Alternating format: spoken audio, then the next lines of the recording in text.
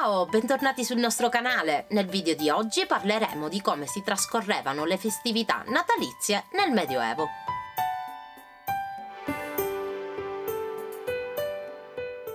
Il Natale era una festa molto importante in epoca medievale. I 12 giorni di Natale rappresentavano la festa più lunga dell'anno che veniva festeggiata sia dalle classi sociali più agiate che dal popolo.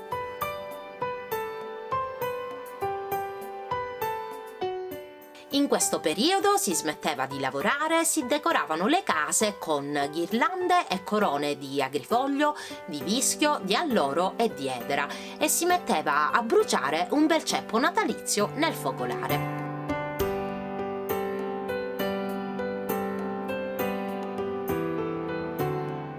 Il ceppo era un tronco di grandi dimensioni che veniva acceso la notte della vigilia nelle case di tutti e che continuava a bruciare per i 12 giorni di Natale.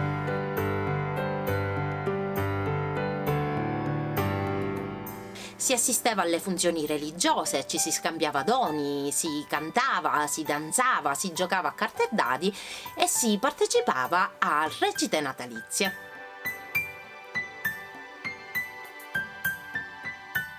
Venivano tenuti banchetti nei quali il cibo non era solo migliore rispetto al normale, ma era anche più abbondante. Infatti, dopo l'ultimo raccolto dell'anno, nelle fattorie non c'era un granché da fare e se non era necessario mantenere gli animali per tutto l'inverno, era più conveniente macellarli.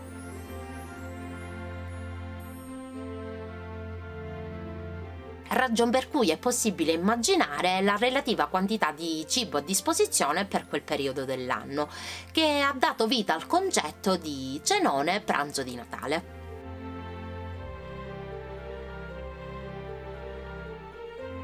Le festività natalizie nell'Europa medievale erano un'occasione per riposarsi dalle fatiche quotidiane e per stare in famiglia.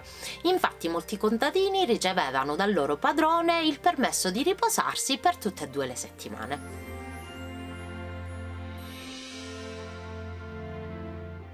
I festeggiamenti iniziavano il 24 dicembre, la notte della vigilia, e finivano il 12° giorno, il 6 gennaio, per l'Epifania.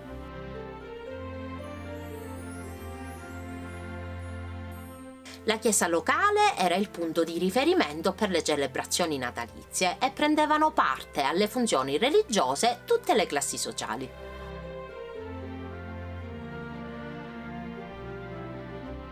Il 25 dicembre, tra l'aristocrazia terriera comoda nelle proprie tenute e castelli, venivano scambiati i regali di Natale, come sfarzosi gioielli e raffinati vestiti. I servi, in questa stessa giornata, dovevano far dono ai loro padroni di uova, pane e un paio di galline.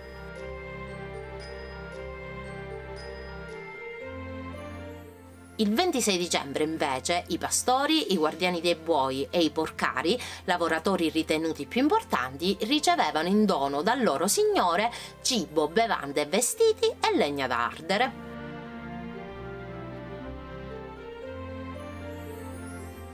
I bambini invece ricevevano trottole, biglie, fischietti, bambole, statuette in legno o in argilla e alcuni biscotti.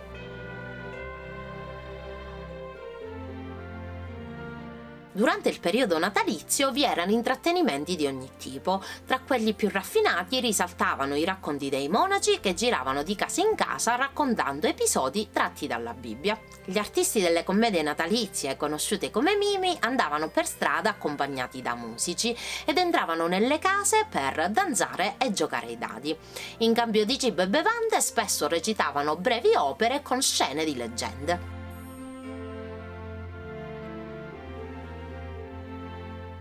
Si beveva tanto alcol e le gilde spesso organizzavano sfilate di carri che attraversavano la città, mentre le persone si travestivano come i personaggi delle storie natalizie della Bibbia. Durante pranzi e cene si cantavano canzoni, inclusi canti natalizi, si ballava in gruppo al suon di flauti, liuti e tamburi. Venivano raccontate storie popolari, si giocava ai giochi di società e si tenevano spettacoli con le marionette.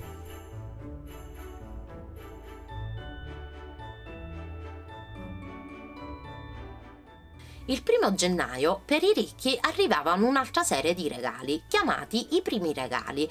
Si pensava che fossero un presagio di fortuna per la persona per l'anno a venire. Ma anche il popolo aveva le sue tradizioni, così come i ricchi, le persone meno abbienti si aspettavano di avere maggiore fortuna nell'anno nuovo. Si riteneva che la prima persona a fare visita nell'anno nuovo fosse stato molto importante.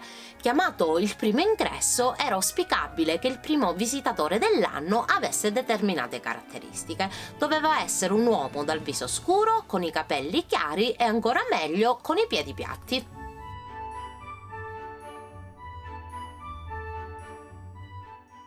Si continuava a festeggiare fino all'Epifania. Un gioco praticato proprio il 12° giorno era il re del fagiolo. La persona che trovava nascosto il fagiolo nella fetta di pane o fetta di torta appositamente preparata per l'occasione diventava il re o la regina della festa e poteva comandare gli altri commensali che spesso dovevano imitare le azioni che il vincitore compiva.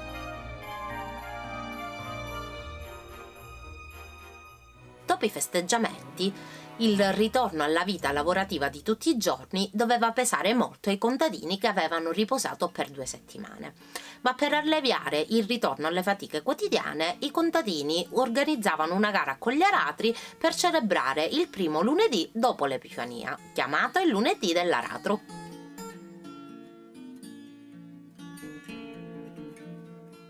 Altra tradizione che si teneva il 7 di gennaio era chiamato il giorno dei lavori femminili, un giorno di divertimenti, un'occasione per creare caos e sfide tra i due sessi.